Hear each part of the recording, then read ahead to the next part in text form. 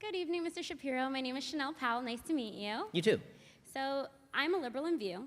Those are my views, and while we again, thank you for coming. I appreciate when people who disagree come. I appreciate you coming to our campus and speaking with us. So I came here essentially out of support for YAF. And I also came here to listen and learn from you, from what you're saying.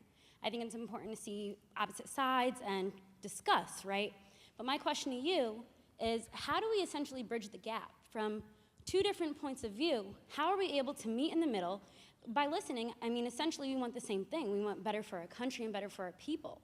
Everyone in this room is our people. How do we take care of them? How do we meet in the middle and take care of them? Well, I mean, I think that we actually have to determine, to be completely frank, whether we do want the same thing. Because I think that sometimes people on left and right think they want the same thing in vague terms, like better country. But we actually have to determine what better country looks like. So do we want a country where there's more freedom to rise and fall economically, or do we want a country with more enforced rigidity of income, for example?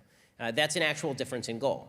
Do we want a country where men and women are free to pursue whatever lives that they want, encouraged to pursue virtue at the same time, or do we see that encouragement by social groups to virtue as a sort of block and check on freedom?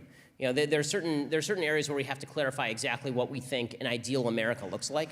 My ideal America is basically John Stuart Mill's America. You get to do whatever you want. You wave your hand around as much as you want until you hit somebody in the face.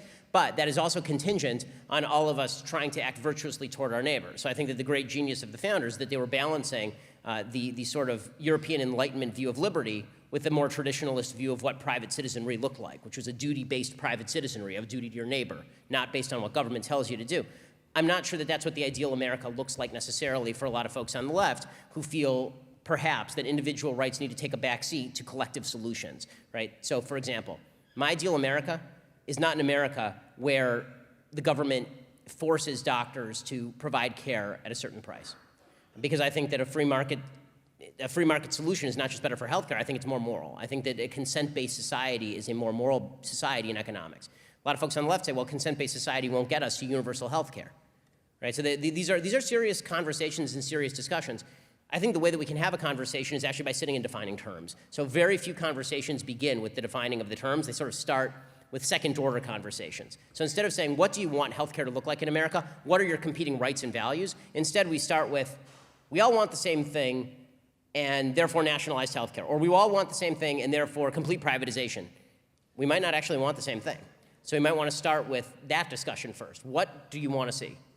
So what I would like to see in some of these areas is more individual freedom, and then social networks outside of government picking up the slack. That's what my ideal America looks like. For a lot of folks on the left, they don't trust the social networks. They think that the government has to come in and take care from the top down. These are fundamentally different views of the country. And I'm not sure that they are completely bridgeable. We can have conversations about them, but in the end, I think that clarity is sometimes preferable to agreement in ambiguity. Well, I appreciate your time. Thank you. Thanks so much.